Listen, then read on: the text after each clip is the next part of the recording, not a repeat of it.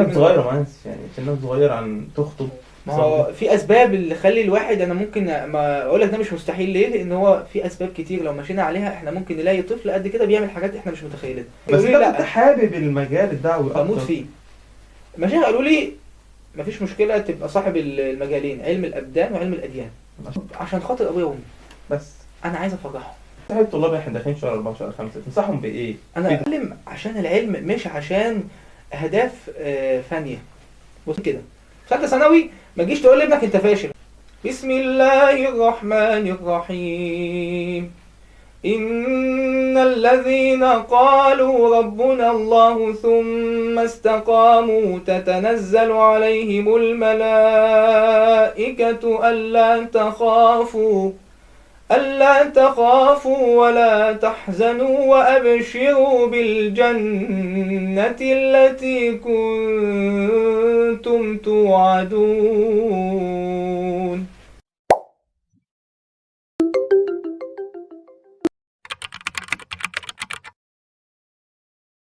اهلا بكم في بودكاست حكايات الثانويه، المكان اللي بنحكي فيه الحقيقه اللي معظم الناس ما تعرفهاش عن الثانويه. كل واحد فينا عدى بضغط واحلام واحيانا انهيار، لكن السؤال الحقيقي، هل الثانويه فعلا بتحدد حياتك؟ ده اللي نعرفه في الحلقه دي. ضيفنا النهارده يعني يعتبر حلقه استثنائيه. ضيفنا مؤثر جدا في المجتمع، قدر يجمع بين العلم والدين، وغير كده ما شاء الله كذلك هو معايا محبوب جدا، يعني انا شخصيه بحبها جدا.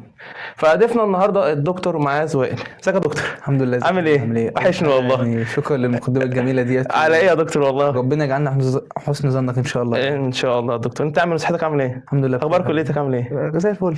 الحمد لله. قبل طبعا ما نخش في حوار الثانويه والضغوطات وكده ونحكي عن مشاكلها، عايز اسمع من حضرتك طبعا القران الكريم، انه ما شاء الله على صوتك يعني يعني ترمم صوتك ما شاء الله. أعوذ بالله من الشيطان الرجيم. بسم الله الرحمن الرحيم. لا يكلف الله نفسا إلا وسعها، لها ما كسبت وعليها ما اكتسبت. ربنا لا تؤاخذنا إن نسينا أو أخطأنا، ربنا ولا تحمل علينا إصرا كما حملته على الذين من قبلنا، ربنا ولا تحملنا ما لا طاقة لنا به واعف عنا واغفر لنا وارحمنا، أنت مولانا فانصرنا على القوم الكافرين. ما شاء الله. الله العظيم، ما شاء الله على التلاوة. ايه الجمال ده كله؟ تسلم حبيبي. نبدأ بقى نخش في موضوع الحلقة طبعا، واللي شغل طلاب كتير الثانوية، او بمعنى صح بيقول لك ايه، بابا الثانوية. عايزك تشرح لي الدكتور معاذ كان بيعمل في الثانوية. كنت داخل ثانوية متحمس انا مرعوب بس. بالنسبة للثانوية كانت زي أي سنة عدت عليها في حياتي، ودي كانت الميزة اللي خلتني أقدر أعدي ثانوي حلو. إن هي سنة زي أي سنة. لأن الحمد لله أنا في بيتي وأنا كشخصي قدرت أتغلب على حتة بعبع ثالثة ثانوي دي. يعني أنا كأهلي في البيت عندهم ثقة في معاذ، إن هو معاذ إن شاء الله هيعمل اللي عليه وهيجيب المجموع الكويس ما شاء الله. وعندي في البيت ميزة ان احنا لما بنعمل اللي علينا اهلي عمرهم ما يعاتبوني ان انت قصرت ليه او ما قصرتش ليه. هم متاكدين ان ابنهم هيعمل اللي عليه وهيجيب نتيجه تمام، وهيجيب النتيجه اللي يستاهلها ان شاء الله باذن الله. ستة ما شاء الله. بعد سنه مش موجوده معايا، ما كانش فيه ما كانتش موجوده. ما شاء الله. انت كنت متفوق برضك من الاعداديه، كنت من الاوائل لغايه ثالثه ثانوي حتى. يعني انت استمريت. هو السبب في ده الصراحه 6 سنين ابتدائي كانت ست الوالده الله يمسيها بالخير هي المدرسه بتاعتي اصلا. كل المواد من اولى من اللفه لسته ابتدائي. ما شاء الله، ربنا يبارك لك. انا ما طلعتش دروس الا في اولى اعدادي. 6 سنين ابتدائي انا ما كنتش شاطر لذاتي، لا ليها هي. هي اللي كانت تذاكر لي ليله الامتحان، تسهر عليا. انا لو عليا كان ممكن مدرسين كانوا يقولوا عليا مستواي مش كويس. لدرجه ان انا في القران دي كانت اصعب كلمه سمعتها في حياتي، واتقالت لامي ابنك مش هيحفظ القران. اتقالت لها كده من مدرسه ابنك فاشل، وكانت حتى تكرم الطلبه التانيين ان هم شاطرين وانا لا. فساعتها والدتي بجد يعني هي كانت الحاجه الوحيده اللي كنت باخد فيها درس القران. تمام. انا والدتي اصلا مش ازهريه، بس هي اصرت ان ندخل الازهر. والدي ازهري، ما كانش عايز نخش الازهر. يعني انا والدي اشمعنى عشان صعب يعني ولا انا عشان مش ملم قوي بالاسباب، بس هو الفكره ان انا اسمع دايما ان امي اللي اصرت على موضوع الازهر. دخلتنا الازهر، خلتنا نتعلم القران، ووالدي كذلك. يعني هو الفكره كلها، يعني ممكن مثلا نقولوا ايه، نسمع دايما ان العام كدراسه وككليه بعد كده افضل ومش عارف ايه. فالصراحه يعني سمعت جمله ابنك مش هيتعلم القران ديت، وساعتها يعني هي حتى القران بقت هي اللي تحفظه لي. والحمد لله بعد كده لما طلعت الاعدادي بقى عندي بقى ايه اعتماد على نفسي. هي بقى بتتابع، عندها ثقه في ابنها. ما انا لا امي يعني وابويا ما كانوش الاب والام اللي يشيل مني تليفون او يخاف مني او واثقين في ممنوع معاذ كذا اصلا ومش ممنوع كذا، لا بالعكس واثقين في معاذ، عندهم ثقه فيا كانت تامه الصراحه. ما شاء الله ما شاء الله، ربنا يبارك لك فيهم والله معاذ. حبيبي تسلم. عرفت برضك ان انت واخد اجازه ما شاء الله في القران. الاجازه كانت في ثانيه ثانوي. يعني انت خدت اجازه سنه عدت عليها في حياتي، كانت تانية. الحمد لله. اما كنت واخد الاجازه جت النتيجه بتاعت ثانيه ثانوي الترم الاول. النتيجه بتاعتي كانت طالعه الاول على المعهد. الاول على المعهد يعني ما شاء الله واخد اجازه وطلع. يعني انت خدت النتيجه وطلعت على الشيخ. ما قلتلوش. انا من النوع اللي ما بحبش اتكلم، ابادر اقول ان انا مثلا جبت كذا او احب اقول، مش هو طبعي فيا. جه زميلي، كان زميلي محمد، واخويا في القرآن واخويا في كل حاجه، يعني صحاب من زمان جدا. واحنا قاعدين عند الشيخ، قال له يا شيخ بارك لمعاذ. معاذ طلع الاول على المعهد السنه دي. ما شاء الله ما شاء الله. مش عايز اقول لك الشيخ اول جمله قالها لي، قال لي ببركه القرآن. طبعا كانت اسهل سنه عدت عليا، السنه الوحيده اللي كان هدفي فيها ما اطلعش الاول. هدفي فيها ان انا اكون بيرفكت في كل المواد، ان انا اعمل اللي عليا قوي، ان انا بتعلم شرعي، خلاص يبقى اتعلم شرعي صح يأثر فيها في حياتي. اتعلم لغه عربيه نفس الكلام، مش لغتي تتعلمه تتحسن، انجليزي لغتي في الانجليش تتحسن، بتعلم رياضه دماغي وفكري يعلم. السنه الوحيده اللي عملت فيها كده، والصراحه يعني طلعت باجمل استفاده. كانت سنه التعلم الاجازه، وخدت فيها الاجازه وطلعت. يعني انت بتتعلم عشان تستفاد في حياتك، مش بتتعلم وخلاص كتعليم. يعني هو ده انت بتطبق في حياتك العلميه. والفكره دي كانت موجوده في ثالثه ثانوي. بتعامل مع ثالثه ثانوي ان انا بدرس، بستفيد باللي انا بتعلمه. بشرح المعلومه لنفسي، بحب الشرح المعلومه قوي، بحب اشرح وادرس، بحب الاطفال. انا اصلا كمان بدرس لاطفال القران، ما شاء الله عندك بحب اعلمهم. عندي الاكاديميه القران الكريم ما شاء الله. مش بحب استخدم اساليب الضرب، لا بحب دايما اساليب العرض المعلومه بابسط طريقه للطالب، واساليب الابداع. لان انا شايف ان التقدم في العلم هيكون بالطريقه دي، ان انا يبقى عندي حب للعلم عشان ابقى مبدع فيه فاطلع بافضل نتيجه. انما لو انا بتعلم عشان النتيجه اخر السنه، انا ماليش اي 60 لازمه. انا شايف كده. ما شاء الله. العلم هو الحل، بس العلم هو الحل في حين ان انا بتعلم عشان العلم، عشان ربنا سبحانه وتعالى اسمه العليم. فليه دي شرف نسبه الى الله عز وجل، ان انت منسوب الى العلم، وربنا سبحانه وتعالى هو المتصف بالعلم. فاحنا بنتعلم لشرف النسبه. ودي كانت كلمه قالها لي الشيخ بتاعي في يوم من الايام. يعني كانت رساله منه في الكليه، اولى كليه، كانت ضغط عليا قوي.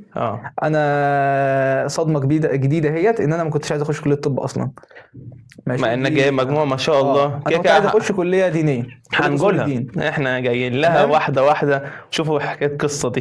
فالجمله اللي اتقالت لي صراحه اثرت معايا برضو في الكليه، وخلتني احب الكليه اصلا. جمله احنا بنتعلم لشرف النسبه، ان ربنا سبحانه وتعالى اسمه العليم. بس يعني ديت حلت معايا مشاكل كتير. انا مش بتعلم عشان الواجهه ولا عشان بقى اجيب فلوس او كده. دي حاجات ممكن تبقى موجوده، ان انا بتعلم وبكسب فلوس كتير، مفيش مشكله. بس بتعلم عشان افيد المجتمع اكتر، عشان اخدم امه سيدنا محمد صلى الله عليه وسلم. عليه الصلاه والسلام. اول شهر في الثانويه معاذ كان ماشي معاك ازاي؟ اخترت مدرسينك ازاي؟ اجمل شهر معايا اول شهر في ثالثه ثانوي. اجمل شهر استثناء. انا قلت الحاله دي استثناء يا جدعان. يعني انا كل حاجه هتسمعها مني هتسمع عكس كل الناس بتقول. ما شاء الله. اجمل شهر ليه؟ لان انا ببقى بادئ بحماس، وقتي منظم جدا. اختيار المدرسين، ما انا من النوع اللي بدور على المدرس اللي يفهمني، ودي اكتر حاجه واجهتي فيها صعوبه بقى. عشان تدور مدرس لان التعليم دلوقتي اصبح عباره عن اغنيه، اهم حاجه تتحفظ، اهم حاجه تخش تحل في الامتحان. انا مش كده. انا في العلوم الشرعيه عافرت عشان اتعلم على زوج عمتي، مع ان هو زوج عمتي، مع ذلك عافرت عشان اتعلم عليه، لان هو ده الشخصيه اللي علمتني شرعي صح، ان انا افهم شرعي. بقالي 5 سنين ثانوي بحفظ شرعي. 5 سنين 5 سنين بحفظ، بحاول افهم اللي اقدر عليه. مفيش حد بيساعدك انك تفهم تتعمق. انما ثالثه ثانوي شفت فيها المدرس دوت في العلوم الشرعيه، فهمت شرعي، بقى عندي ابداع في العلوم الشرعيه، تفوقت في العلوم الشرعيه في السنه ديت، قفلتها كلها. لغه عربيه دورت فيها على مدرس يعمل لي ابداع في اللغه العربيه، طبعا أي مدرس. الاستاذ محمد الشافعي ده حياتي، ده شاء بص الله. ده اللي هو يعني من اكتر الناس واكتر الشخصيات اللي اثرت في حياتي. 2 في العلوم الشرعيه استاذ محمد محروس، الى الان انا بتعلم على ايده حاجات كتيره. ما شاء الله. ربنا واستاذ يبارك محمد الشافعي ده في اللغه العربيه. ما شاء ابداع الله. النحو، بدايه الحصه سؤال، بدايه الشرح عنده سؤال، مش بدايه الشرح عنده هيعرض لك معلومات، لا هو سؤال وانت تجاوب عليه وتبدع في الاجابه. يبدا الحصه بتاعته كده. حصه النحو مش اجيب لك سمع قاعده، اعرب، جاوب. ده تسميع ينشط النحو. الطلاب. لا في ناس عندها تسميع النحو مثلا اذا كان كذا اعمل كذا خلي، لا الكلام ده ما عندوش. هو عنده اللغه العربيه فهم. ازاي ما تسالنيش ازاي، بس انا كنت بفهم منه لغه عربيه. طب عشان انت بتدور على حد مميز. كل المواد على هذا الوضع. انا ما احبش المدرس اللي يشرح لي اللي في الكتاب، انا احب المدرس يشرح لي اللي في الكتاب واكون فاهمه ويبدع معايا، يخليني اغوص في الفكر، ممكن اروح ادور على معلومات بره المنهج اصلا. هو ده اللي انا كنت بدور انت عليه. بتحب كده. بس الفكره ان ده صعب في زمن، يعني ممكن تلاقي المدرس اصلا مش متخصص في الماده، مش متخصص، ممكن ما يبقاش متخصص. منتشر جدا الموضوع ده. وبيدرس ليه؟ لان هم مفكرين ان الماده العلميه كتاب وانا بشرحه. لا الماده العلميه احياء، لا ده انا احياء دي كتب مش كتاب واحد. تاريخ علماء مش اللي معايا في كتاب الاحياء بس. عشان انا شايف كده ان المدرس لازم تكون عقليته اكبر من الماده اللي هو بيشرحها عشان يعرف يشرحها، عشان يعرف يوصلها صح ويعرف المعلومه يبدع اللي فيها. عندي تكون انا ملم بالمعلومه من كافه النواحي، بحيث ان انا لو جالي معلش سؤال اي فينا. سؤال في اي جانب اعرف ارد عليه حتى لو بره المنهج. ما بتركزش في المنهج ذات هو نفسه. ده اصعب حاجه كنت بعملها في ثالثه ثانوي، ان انا الاقي المدرس اللي وصلني للمرحله دي. لذلك للصدمه الجديده ان انا اخدت مع كميه مدرسين في ثالثه ثانوي لا تعد ولا تحصى. يعني انت غيرت مدرسين؟ يا لهوي ده بجد والله. لا ده حاجه حلوه. اول مره اسمعها يعني انت منك. تعرف الرياضه دي خدت فيها 3 مدرسين رياضه بره غيرتهم. دروس. خدت كل واحد خدت معاه فتره من الفترات كده. في طبعا مدرس هو استاذ مصطفى السلامي، ده اللي اثر معايا طول السنه كلها يعني اكتر. وطبعا هو قريبي برضه بينا نسب يعني، ما شاء فهو الله. كان مهتم جدا، كان برايفت بيني وبينه بس يعني. بمناسبه النسب ده انا عرفت ما شاء الله ان جدك الشيخ مصطفى خميس. يعني ما شاء الله صوت طبعاً، كفر الدوار وربنا يرحمه والله. كان من الشخصيات المحبوبه. عرفت صدفه ان جدك بيكون الشيخ مصطفى خميس. هو الصراحه يعني ناس كتير بيتحبه وانا كذلك، كنت بصلي وراه جدا وبحبه محبه بجد لا توصف. حتى انا كرمت منه في فتره من الفترات.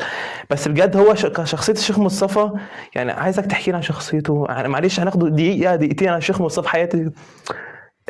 هو انا هقول لك على حاجه برضه عشان اكون صريح معاك. انا اختلاطي بالشيخ مصطفى ما كانش قوي.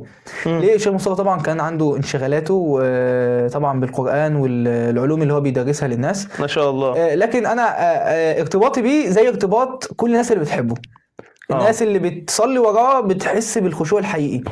انا كنت من الناس اللي اسيب المسجد بتاعي. انا كنت امام مسجد من وانا في ثانيه اعدادي، كنت اهرب من المسجد طبعا. تاني اعدادي. من ثانيه اعدادي.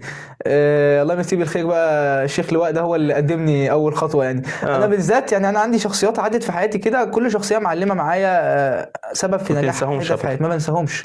يعني اول ما علمني القران طبعا بعد امي كان الشيخ ابراهيم متولي، ده اللي بنى معايا حلم القرآن اصلا، واللي هو اول واحد وثق فيا وشاف ان انا عندي فرصه ان انا احفظ القرآن كويس وابقى متفوق في القرآن. الشيخ لواء ده اول ما قدمني الامامه، اول ما علمني علوم شرعيه صح الشيخ محمد محروس. فانا عندي شخصيات في حياتي بجد، من هنا انا بقول للناس ديت بجد شكرا لكم ما شاء الله. كل واحد علمني حرف في حياتي. انا يعني مش عايز اقول لك انا ابوس على ايده. مش تشكره. اي حد لو علمني صوره، انا في شيخ الى الان بقابله سمع لي صوت البقره، سمعها لي بس الى يومنا هذا انا اشوفه، بس يعني دي اللي عندي بالدنيا. فهي دي لازم كل واحد يحط الحته دي في دماغه. ما شاء الله. نرجع للشيخ مصطفى، زي ما قلت لك كده، الشيخ مصطفى كانت ميزته بالنسبه لي ان انا عندي شخصيه مشرفه في العيله، وانا ممكن اكون زيها في يوم من الايام. عارف دي بحاجه حلوه قوي لما الاب او انا ابويا برضو واعظ مركز كفر الدوار طبعا ده في البلد، ما شاء الله. خطيب جميل جدا مفوه جدا ما شاء الله. فكان برضو زرع فيها الخطابه. العيله كلها ما شاء الله ده يعني. اللي حط لي سلم الخطابه والدي، والحمد لله عن طريقه قدرت اطلع على المنبر من 4 سنين تانية ثانوي. تانية ثانوي. فبقول لك هي وجود نماذج قدامك في حياتك انت حاططها قدوه تديك قدام طبعا. شوية، القدوه تديك الاعظم طاقة. هو سيدنا النبي اكيد طبعا. بس في قدوه مشاهده قدام عينيك بتبقى موجوده في فكرك، انت ممكن تمشي على خطاها وتعمل زيها وتبدع عليها كمان. فلازم انت طول حياتك تاخد في كل جانب في حياتك قدوه. انا كنت باخد كل الناس اللي قابلهم قدوه، كلهم. انا اعدائي بقى باخدهم قدوه. اشمعنى؟ عشان هو اللي هيفيدني، انا هاخد منه المعلومه اللي عنده او الفايده اللي عنده هتزودني مش هتنقصني. يعني لما يجي واحد يقول لي انت غلطه في كذا، اقول له تمام واتعلم منه الغلطه وافهمها منه. وطبعا في فرق بين النقد الهدام والنقد البناء. تمام. فواحد بيقول لي مثلا انت عندك الحته دي، انا عارضها قدام نفسي كده، هل الحته دي لو حطيتها بجد واستجبت ليها هل هتاثر معاه ولا لا؟ هتاثر، يبقى هنعملها وماليش دعوه نفسي بقى، دي تركني على جنب. الكبر بقى والحته دي لا، لو كبر او كرامه او انت ازاي بتعدل عليا اصلا. لا، انا حياتي كلها كده. ليا قدوه في تنظيم الوقت، ليا قدوه مش في القران، ليا قدوه مثلا في الشخصيه، ليا قدوه في كل حاجه، لازم يكون ليا فيها قدوه. ما شاء الله. مشاهده على ارض الواقع. قدوتي في كل حاجه بقى هو سيدنا النبي صلى الله عليه وسلم. وده بان لي اكتر لما قريت في السيره النبويه. مش عايز اقول لك كل حاجه هتقابلها في حياتك هتلاقي ليها مشهد في السيره يحل معاك السيره النبويه. ما شاء الله. ما شاء الله. منهج. ما اعتقدش. بص اقول لكم على حاجه، الحل للازمه اللي احنا بنعيشها في المجتمع دلوقتي ان كل بيت لازم يكون فيه كتاب سيره. الاب يقعد اسبوعيا او الام يقروا كتاب السيره ده مع الاولاد. انت بتتكلم في منهج، انت بتتكلم ان انا شاب اروح اشوف النبي وهو شاب كان بيعمل ايه. انا طفل اروح اشوف النبي وهو طفل كان بيعمل ايه. انا عندي 40 سنه اشوف النبي كان بيعمل ايه وعنده 40 سنه. فهو كل مراحل الحياه موجوده. انا غني اشوف النبي ازاي كان بيتعامل مع الغنى. انا فقير اشوف النبي ازاي كان بيتعامل. ما شاء الله. كل حاجه موجوده في النبي عاش كل انماط الحياه. ما شاء الله. وادانا في كل حاجه قدوه. اكيد طبعا. ارجع موضوع ثالث، كنت بتتعامل مع المذاكره ازاي يا معاذ؟ المذاكره ابداع بالنسبه لي زي ما قلت لك. انا مذاكرتي عباره عن ابداع. انا ما احبش اقعد جداول خلاص. ما احبش اقعد احفظ. انا الفهم عندي اهم حاجه. لازم افهم المعلومه كويس قوي.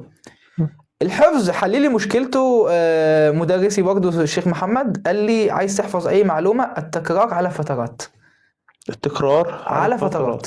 يعني تقرا النهارده تقراها بكره 3 مرات، اجي بكره 3 مرات، بعد 3 مرات. هو كنت بعمل كده في الشرعي. تقراها. كنت يوميا بذاكر شرعي. بقرا كل يوم 20 صفحه 30 صفحه 40 صفحه. بص على اخر السنه هلاقي نفس الشرعي ده اتحفر في دماغي، بس بشرط اكون فاهمه. مش بتقرا وخلاص. لا ما ينفعش. مع كل ماده بتعمل كده اكون فاهمه. الفهم عندك لما بيكون الليفل عالي ووصل لاحلى مرحله فيه واعلى مرحله فيه، انت حتى لو نسيت المعلومه في الامتحان هتقدر تبدع فيها وتكتب. انا عمري ما كتبت اجابه زي موجوده في الكتاب. مش نموذجيه. بالعكس، ده انا كان كل المدرس يسمعني مع اني ما بجاوبش شبه الكتاب بالظبط، ولكن هو بيسمعني بينبسط من الاجابه. ليه؟ سامع كلام متزن، كلام فاهم السؤال بيتقال ازاي اصلا، انت فاهم دنيته. امتى حسيت يا معاذ ان الثانويه بقت جد؟ شهر رمضان. 1 رمضان انا حسيت ثانويه جد. اشمعنى 1 رمضان؟ رمضان طبعا انا يعني سبت 3 ثانوي اصلا وسافرت. سبت البلد، سبت الدروس، سافرت اصلا. حاجه رحت قعدت في العالمين. ما خفتش ده ياثر على تعليمك يا معاذ او على حلمك ذات نفسه؟ انا بتعامل مع ثالثه كانها سنه عاديه بعدي عليها في حياتي. اروح واجي عادي، اروح واجي واعمل اللي انا عايزه. ما انك ما شاء الله يعني معلش واحد زيك انا من اولى اعدادي لغايه ثالثه ثانوي بطلع من الاوائل. اجي في ثالثه ثانوي اسيب شهري كام مش ممكن يوقعني ما اطلعش من الاوائل. انا ما انصحش حد بكده. انا الصراحه بس انا في المدرسين حتى يعني جاي مثلا في المدرسين باخد مع مدرسين اول مره اخد معاهم في حياتي برضه في ثالثه ثانوي.